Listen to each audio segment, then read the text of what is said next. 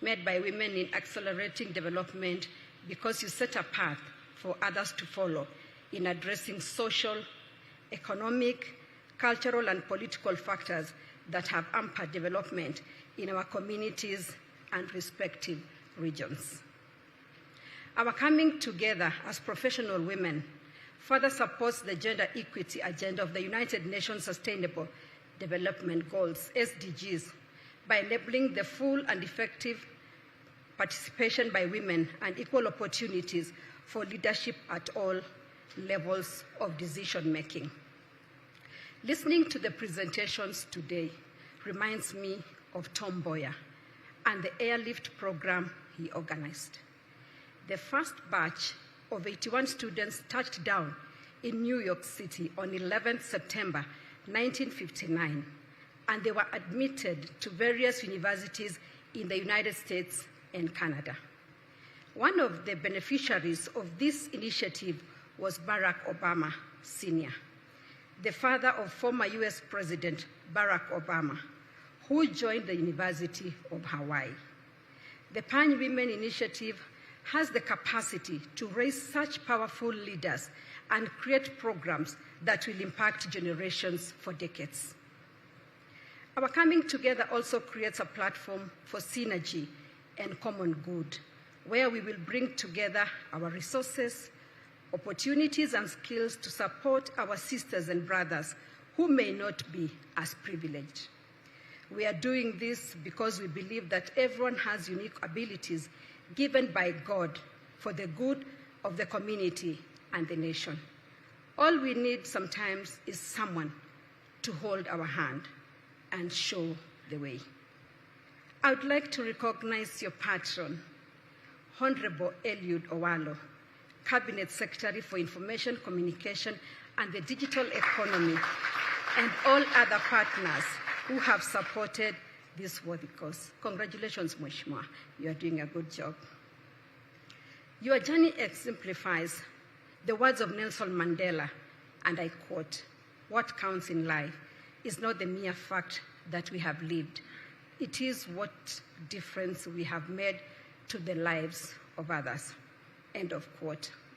The Bible in Hebrews 13, verses 16, encourages us to do good to others, especially those around us.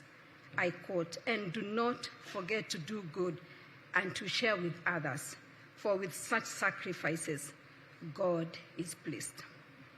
Ladies and gentlemen, as we launch the Professional Association of Nyanza Women's Strategic Plan, let us acknowledge the remarkable progress Kenya continues to make in advancing women's rights and opportunities. From the historic enactment of laws to protect women's rights, to the implementation of policies aimed at promoting gender equity and empowering women, our nation has made significant strides in breaking down barriers and opening doors of opportunity for women to thrive and succeed in every sphere of life. One such significant step that our nation has taken is the implementation of policies and programs aimed at expanding access to education and vocational training for girls and women across the country. Through initiatives such as the Elimu to Itakayo program and the Girls Education Challenge Fund, we have seen increased enrollment and retention rates for girls in schools and equipped them with the skills and knowledge they need to succeed in the workplace. The government has also launched various initiatives in support of gender equity and women economic empowerment.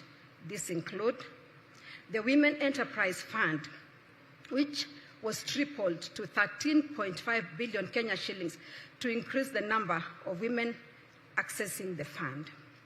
The application process was digitized, removing intermediaries that hampered its uptake. The Hustler Fund, which was inspired by women, popularly referred to as Mama Mboga, was set up to enable easier access to credit.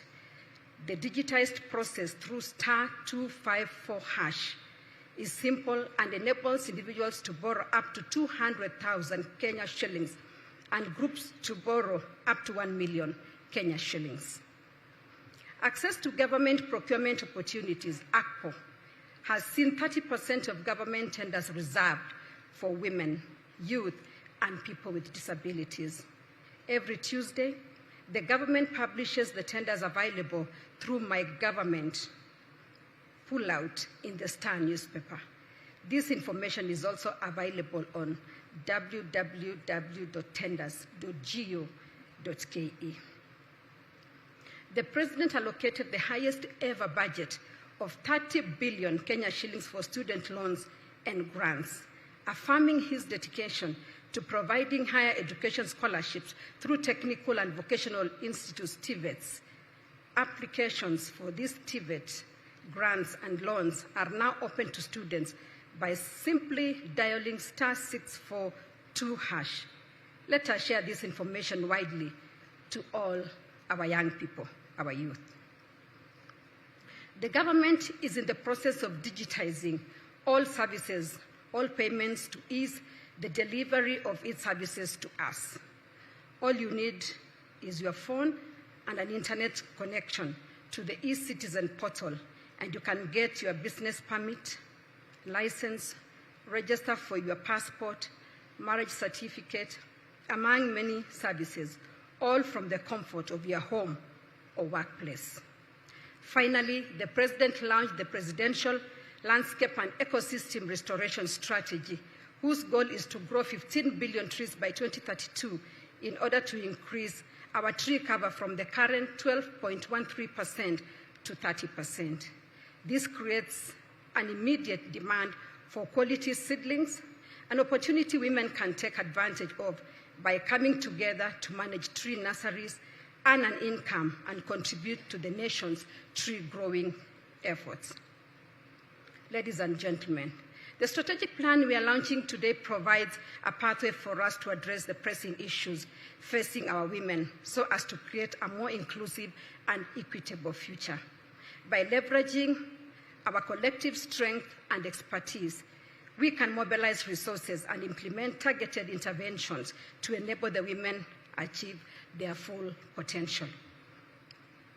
This will help reduce the psychic poverty experienced in many rural communities, which when combined with a high level of dependency, leaves families with little disposable income for investment.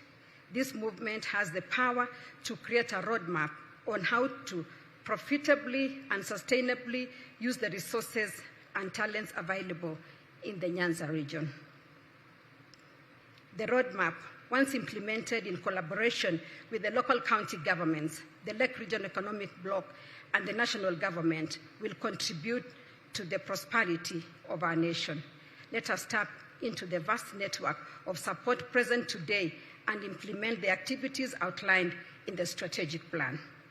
In closing, let us remember the words of former American President Theodore Roosevelt, who said, and I quote, "This country will not be a good place for any of us to live in unless we make it a good place for all of us to live in," end of quote. With these few remarks, it is my singular honor to officially declare the Professional Association of Nyanza Women's Strategic Plan officially launched.